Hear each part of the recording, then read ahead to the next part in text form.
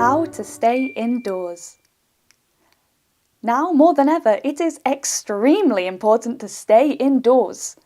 This is a difficult task, so here's a list of tips and tricks to help you stay inside indefinitely while only losing a minimal amount of mental lucidity. Number 1. Keep up morale. Things can get weird when you have zero social interaction, so try to nip it in the bud early by naming things you're currently the best at. For example, today you're the best at staying in. Nice job, you. Number 2. Become a culinary master. You really want to cut down on trips into the outside world, so get as creative as possible with what food you still have in the fridge.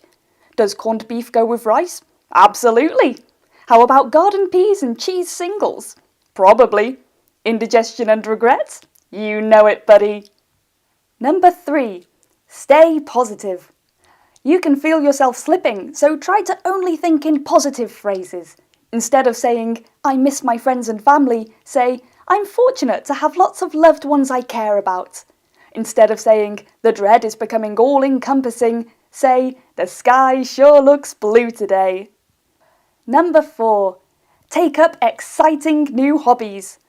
There's so many to choose from, but you can narrow down the choice by finding one that connects to your life. For example, you're constantly trying to piece together the remaining shards of your sanity, so how about jigsaws? Look, this one has a cat! Number 5. Really make your groceries last.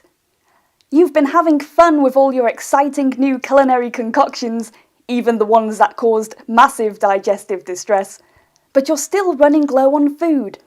Try get more creative.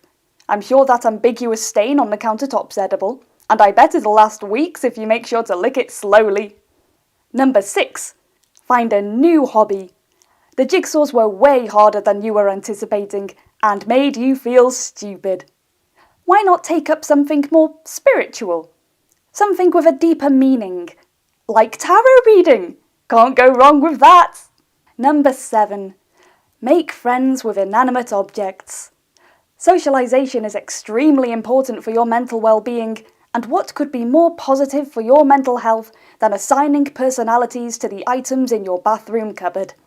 You like the toothbrush best? They're sassy. Number 8. Fall out with your inanimate object friends. You suspect that they're all hanging out without you, and Toothbrush's sassiness is starting to wear thin. You try to tell them that there's a difference between being funny and being cruel, you know, before you realise that you're shouting at a toothbrush. Number 9. Change hobbies again.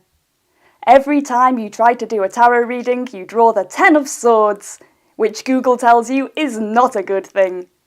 Now you're paranoid, and you keep thinking you see eyes in the dark. But hey, at least you're not feeling nearly as alone as you were before. Number 10. Keep telling yourself you're the best at things, in the hope that at some point it'll actually work and make you feel better. You're still the best at staying inside. You're the absolute best at not seeing the sun for days. You're also the best at pretending you don't need people or physical interaction. You're the best at being just, maybe a little bit, absolutely depressed. You're the best at figuring out that maybe now is the time to ask for some help. You are the best.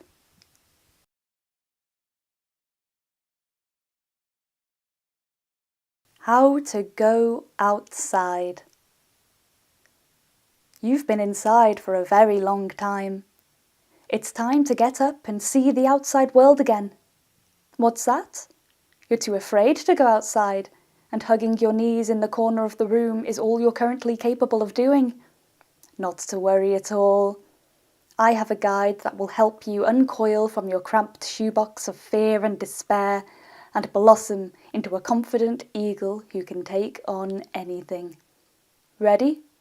Let's begin. Number 1.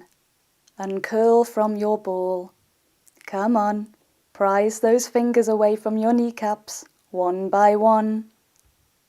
Number 2. Stretch. Feel all your muscles click and strain in a marvellous cacophony of arthritic joy. It hurts, doesn't it? Will it all be worth it? Probably not. Are you worth it? Is your life worth all the pain and suffering your own body causes you? Well, is it? Number 3. Slow down. Might be moving a little fast with all that pain and suffering talk, by the looks of that panic attack you're currently having. Let's leave that question for later. Yes, later. Number 4. Breathe. This is not to calm yourself down. It's for you to smell your own stench. There you go. That's what comes from hiding from your own life and not showering for literal days. Is that not incentive enough to get up and go outside? Number 5. Gain amnesia. Try and forget everything you know to be true about the outside world. Don't think about the danger, the horror, or the fact that you fit into it so well. Smacking yourself in the head repeatedly with a blunt object will help with this. Number 6. Don't think about all the people you know on the outside. Don't think about all the people who ever knew you and all the people who know exactly what you are like. Imagine they have all died. Imagine an asteroid hit them, and now everything about the outside world is the same, but there are no people in it. Number 7. Forget the asteroid thing. That idea has obviously worked you up and made you quite terrified. Instead, imagine something lighter. Imagine that everyone in the world has been washed away by a tsunami of neon pink candy floss. Isn't that delightful? Really taste that sticky sweetness. Number 8. Forget the candy floss thing. It's upset you again. In fact, don't imagine anything else. It seems that your mind is too much of a backstabber for you to partake in even the most innocent of visual exercises. Do not examine what this might mean for you. Number 9. Do not think about how you were on the outside. There's no point. Besides, no one you know out there will ever let you forget anyway. Number 10. Do not question why you even want to go back outside in the first place, when it's so full of people and illness, germs and danger. Number 11. Breathe. For your sanity this time. Just stop and breathe. Number 12. Understand that outside doesn't have to mean danger. It's not as inevitable as you think. If it helps, you can take your blunt object outside with you. It might get taken off you by the police, who might make sure you never go outside again. But at least, until that moment, you'll feel safe.